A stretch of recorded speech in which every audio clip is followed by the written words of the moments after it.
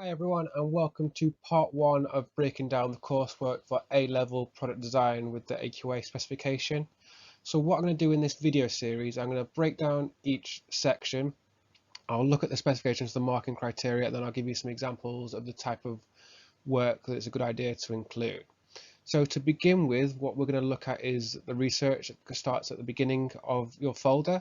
So that's actually broken down into two bits to start with. So the first part, which you can see on the screen, which is in black, which is identify and investigate design possibilities. And the second part is the bit you see in green, which is producing a design brief and a specification. So we're going to start with identifying and investigate design possibilities. So first of all, this is out of 20 marks. So for the marking criteria, so the marking criteria that I've taken is lifted straight from the AQA specification, and this is the top band. So if you can tick off these points, you are looking at full like 20 out of 20. Okay, so there's four key bullet points for this section, and the first one is excellent rationale provided for the context selected with continuous reference throughout the project to the end user and the constraints that need to be considered in formulating a final solution. So what that's basically saying is, first of all, you've got your context of the project that you want to do. So if you did this at GCSE, you were given a design brief or a context you had to follow. The difference with A level is that you don't get that. You have to come up with your own problem that you're trying to solve yourself. Now, if you are someone that's looking to go into the design related fields, either apprenticeships or universities later, for example, architecture, engineering, design, product design, things like that, it's a good idea to turn your project into that type of folder so that you can sort of show it as a portfolio when you go for interviews. So the concept itself, that is sort of you rationalizing the project you want to do. So you need to talk about what's the problem that you're hoping to solve. Now, you shouldn't at this stage be saying, right, this is exactly what I'm going to make. Okay, it needs to be, look, here's a problem that needs solving, and then you sort of have to prove that it's a problem worth solving.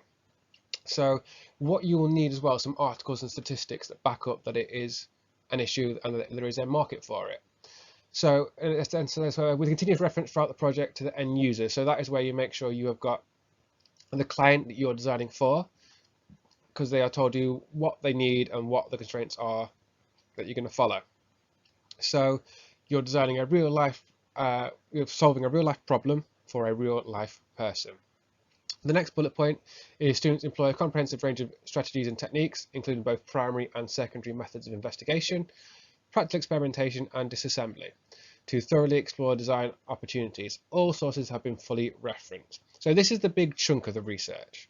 So it's broken down into primary and secondary methods of investigation. So simply put, primary research is the research you've done yourself in person. So that could be talking to clients, going on visits to go and explore certain areas. And secondary methods are methods where basically you've either found websites or links or books that you've used as reference.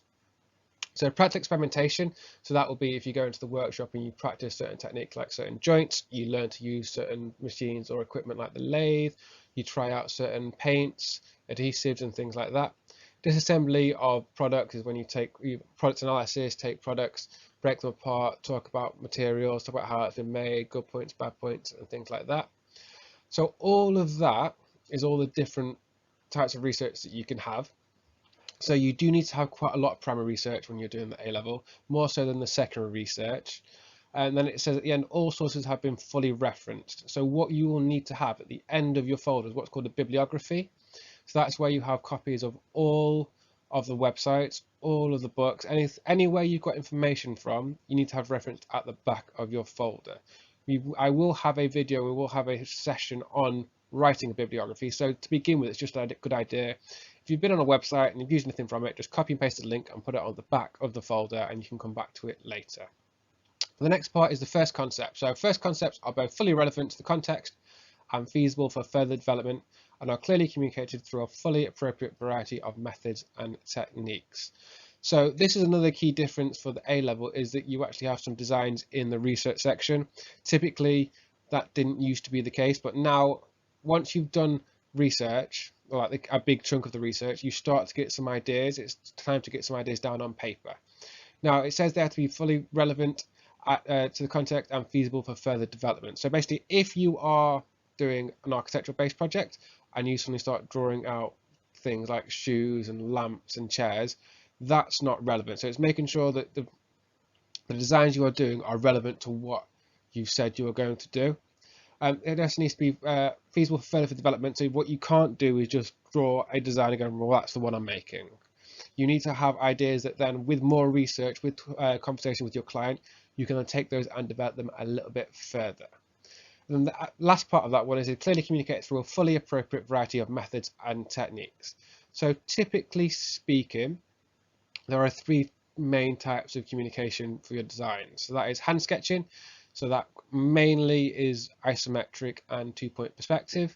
You have got CAD drawings, whether that's Fusion 360, Creo, SketchUp, and then you have got prototype modeling. So that can be out of card, that can be out of phone, that can be out of 3mm MDF. It's up to you. In order to get like the top band for that, you need to show you've used pretty much all three of those methods. And then the last part for identifying design possibilities is all investigations relate directly to design context, issues are identified and fully addressed, and the student demonstrates a detailed and perspective understanding of the information gathered. So that point is basically saying making sure that your research is worth doing. So if you have research in your folder and then later on you just never refer back to it, that's where it says, okay, that's not related, and you won't get credit for it. So it's making sure the research you've done now is actually going to be used for you and helpful for you as we move forward. Then any issues identified and fully addressed, so that be talking to your client, making sure you understand what they need, what they want. And then students demonstrate a detailed and perceptive understanding in the information gathered. So that's just making sure you've analysed all the information you've got. So here's everything I've learned, here's how I did it, and here's how it's going to help me as I move forward. So that is the first part of the research, which is identifying and investigating design possibilities. So that is out of 20. The bit in green, the second part, which is producing a design brief and specification. So that is out of 10. So the key points for that is a comprehensive, clearly stated and challenging design brief, resulting from a thorough consideration of investigations undertaken that fully address both the context and the needs and wants of the intended user.